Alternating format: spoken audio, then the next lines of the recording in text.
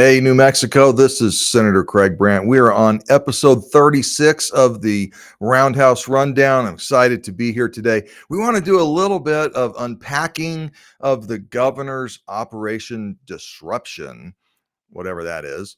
But I'll go over that a little bit with you. But, I'm just going to talk to the governor again. I did this a few weeks back, and honestly, this is one of those same type of situations. Where's the governor been? She's kind of messing in action for the last 6 years. And now all of a sudden, she's jumping in and doing some things to actually deal with some of the issues that we face as a state. Um, but so the governor's effort, Operation Disruption, was an effort to utilize state resources to combat organized crime and cartel activities. That sounds kind of familiar. Sounds like something that Republicans have been fighting for relentlessly for the last few years. So let's kind of talk about some of those things, talk about the relevant questions. So yesterday, Governor came out with this announcement, this big press conference about what she's doing to deal with these issues. The initiative was supposed to go after it was brought forth by the Organized Crime Commission. This is kind of interesting. This commission's been in place for a long time. We've really gotten nothing out of it. And finally, they come up with this great idea, and it's so great that it's already over. Oh, sorry. But Governor, are you telling me everything's fixed? So this operation ran from the 17th of August to the 29th of August, 12 whole days. So in 12 days, the governor has fixed everything, right, Governor? So you got everything taken care of in those 12 days. We all the organized crime operations are shut down. The border's secure.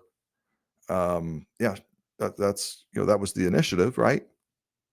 So 12 days, the governor solved it all. Yeah, I don't think so. Governor, I don't think you're that good. State resources were used to combat organized crime, drug smuggling, human trafficking through collaboration with New Mexico's Department of Public Safety, New Mexico State Police, and various local, federal, and international agencies. But the primary goal, now I want you to catch this, the primary goal of this operation was not to secure the border. That's kind of a bummer. The primary goal of this operation was not to shut down organized crime in New Mexico, even though that's what the Organized Crime Commission's task is to do. But that was not the primary goal of this. The primary goal of this was to save migrants' lives. Now, let me open up a little bit. What do they mean when they say migrants nowadays? Okay. So you and I probably mean people who've migrated to this country legally. That's who I call migrants, right?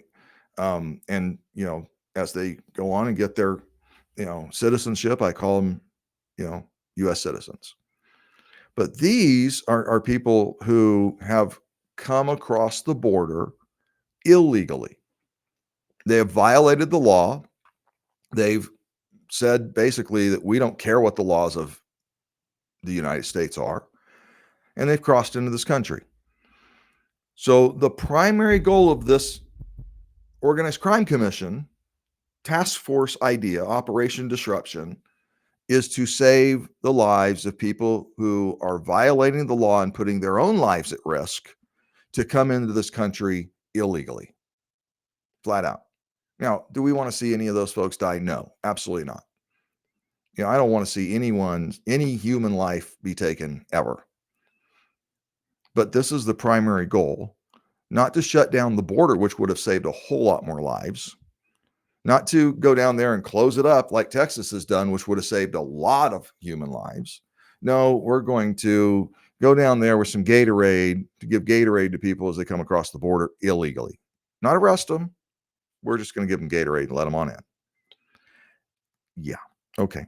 So the accomplishments was that Supposedly 91 people were rescued by the New Mexico State Police. Rescued from what? We have no idea. Maybe there'll be more information released about this and we can actually see what they were rescued from. 33 stash houses were identified. This is huge. 33 stash houses were identified. Folks, that means there's 33 stash houses, a minimum of, in New Mexico, hiding people who've come across the border illegally, assisting them in illegal activity. Wow. And if they found 33, there's probably 330, because we know, law enforcement can usually find about 10, and that's a good day. Okay, so 33 stash houses. By the way, one of the recent murders in Albuquerque that was committed, where 3 people died, was at one of these stash houses that they knew about, that they did nothing about. They just identified them. They didn't actually clear them out. They didn't actually have, the Border Patrol come in and take them into custody. They just identified where they're at. Okay. 735 traffic stops, 16 arrests were made. If you have 33 stash houses found and you only arrested 16 people, pretty obvious they didn't do anything about the stash houses. They just moved on. 9 people were found in the desert, that they were able to give Gatorade to, and one of them, a female, was in a life or death situation, and she's now recovering in one of our hospitals. Meanwhile, during the meantime, okay, while this is happening around our border, 17th through the 29th, in Albuquerque alone, for the month of August, 17 people lost their lives. That's right. While our law enforcement was down on the border worrying about people coming into our country illegally, 17 people were murdered in Albuquerque. One of the worst crime sprees, crime times, worst murder rates in any month ever in Albuquerque. And our focus of our governor was on the border. So, Governor, I've got to ask you, why now? You've been in office for 6 years. Why are you just now doing something about the illegal immigration issue? Why are you just now doing anything? I mean, I get it. You only did it for 12 days, so you can go out there and say, hey, look what I did. But why now? And I think you have to look. Okay, obviously she didn't need to do it the first 2 years she was in office. Trump was in office and Trump had the border secured. So we didn't have very many people coming across the border. There wasn't a problem. Then the Harris administration comes into office and opens the border wide up. They just open it completely. No checks, no nothing. Everyone come on in. Now we've got over 14 million people who've come across the border illegally that we know of. We've got at least 2 million people that we call gotaways. Now, what are gotaways? Gotaways are people that came across that a sensor picked up or a camera picked up, but we never actually stopped them and identified who they are. There's at least 2 million people in this country right now that are considered gotaways. We have no idea how many people came across the border that didn't trip a sensor. I would say probably at least another 2 million. I mean, these coyotes are pretty good about knowing where these sensors are at. Okay, so finally, the governor does a little something. We as Republicans in the Senate, we sent a letter asking the governor to secure the border back in April. So maybe this is finally a response to our letter, but I highly doubt it, right? So I honestly think this is more of political posturing.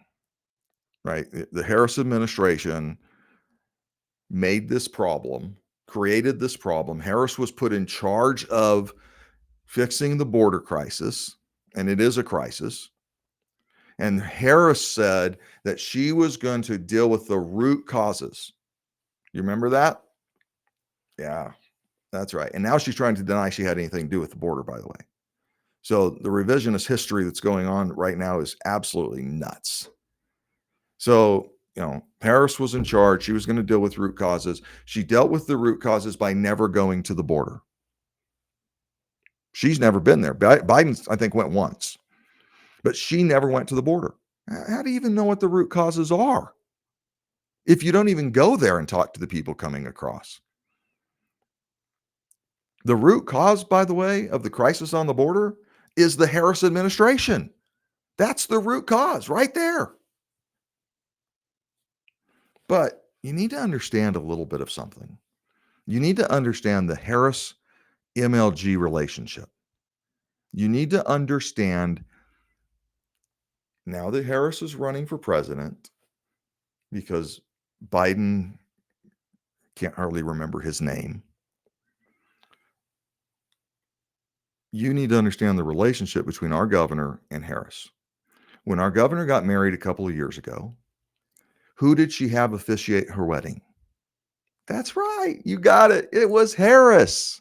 Harris officiated the wedding for our governor and her husband because they are very close friends. They went to DC and Harris officiated a wedding. I have no problem with that, but I think it helps you to understand a little bit of why all of a sudden. Because remember, just last week, Harris decided we should close the border and that the border was a real issue. Remember, she's been in charge of the border for almost 4 years. But just last week, she changed her whole direction. And now all of a sudden, we need to have a secure border.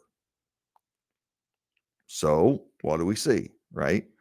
The governor, lockstep, hand in hand with Harris, does this action on the border.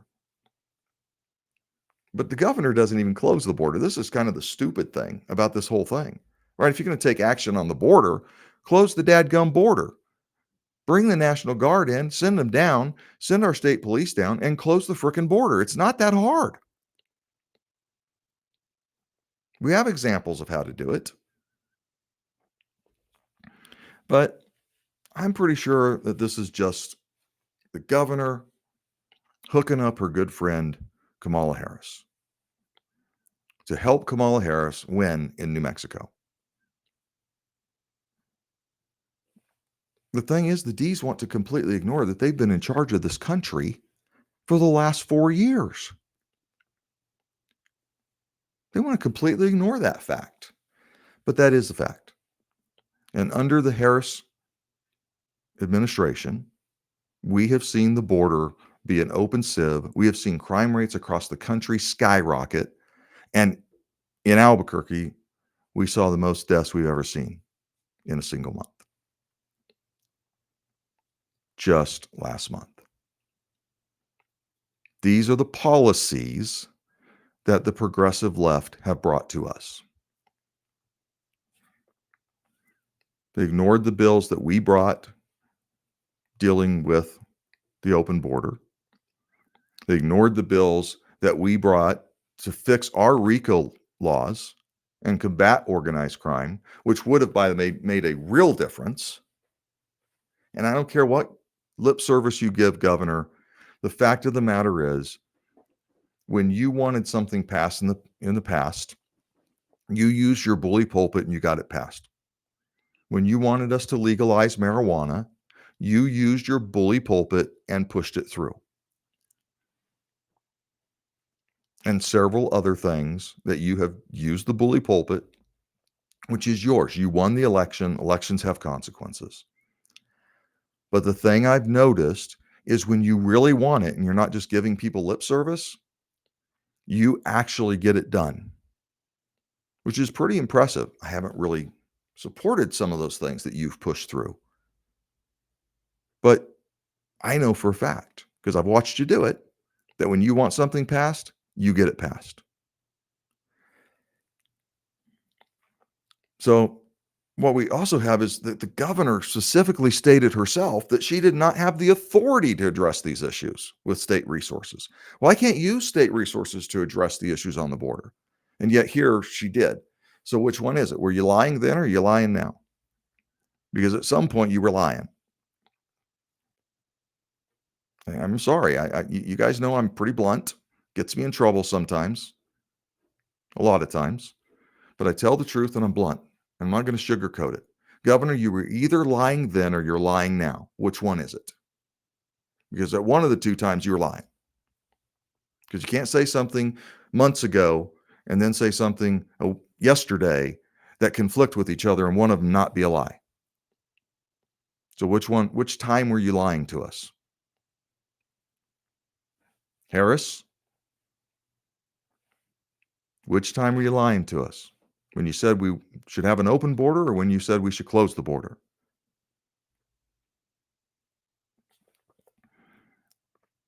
This was her excuse for months for not addressing the issue on the border. So what's changed? I think all of us know. All of us know that in 62 days, we have an election. In some states, that election started today. Yeah, that's right. Crazy. Some states started early voting today. I'm like going, what? 62 days out, you're starting your early voting?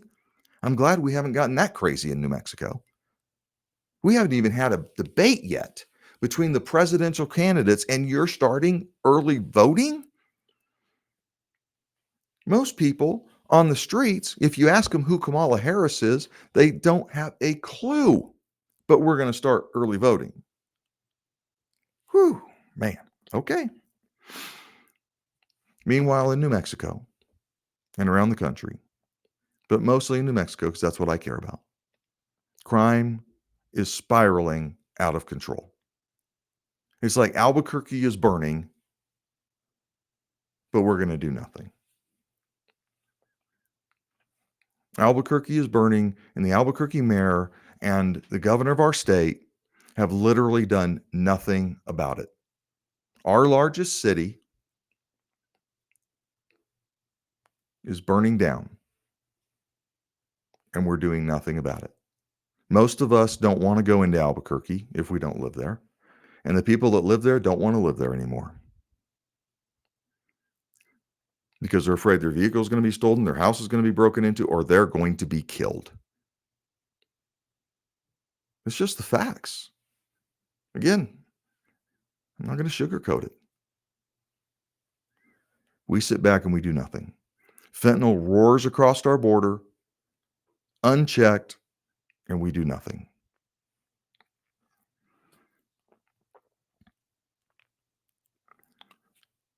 I'm going to tell you something, folks. I believe that on November 6th, this will all revert back to the way it was. We'll completely ignore crime in New Mexico again, and we'll continue to watch it spiral out of control. And if Kamala Harris is elected president, the border will continue to be wide open with millions of people coming across our border illegally, causing more and more havoc in our country. Now, understand, not everyone coming across the border is a bad person. But I don't know if you've paid any attention to what's happening with the Venezuelan gangs. They've taken over Aurora, Colorado. They went into a apartment complex in Aurora, Colorado. These are our neighbors, 5 to 6 hours to the north. And they took over an apartment complex, and they're charging the people there rent to them. They don't own the place. And then they've started trying to do that in Chicago. Now, the difference in Chicago is Chicago has big gangs, and the Chicago gangs are like, hey, you people ain't coming in here and taking over our territory. So they've got a mini war going in Chicago right now between the Venezuelan gangs. This is what's happening because we have a wide open border. We have people coming into our country. The FBI has come out now. It's hard to believe anything the FBI says nowadays, right? FBI, Homeland Security, they both come out saying, we have no idea how many terrorists have come across our border. Because the gotaways we don't even have identified. In fact, we had a situation just like a month ago where they actually arrested some terrorist that had come across the border and actually went through the checkpoint, and they didn't even catch them, and they were on terrorist watch list. What? I don't know about you, but I don't want another 4 years of this, folks. I don't know if our country can take another 4 years of this. Well, thank you for joining us. This has been Senator Brandt with the Roundhouse Rundown, trying to keep you up to date on what's happening in the state of New Mexico. Governor, I hope I'm wrong. I hope on November 6th, you'll continue to take crime seriously, but you hadn't done it in 6 years, so I highly doubt it.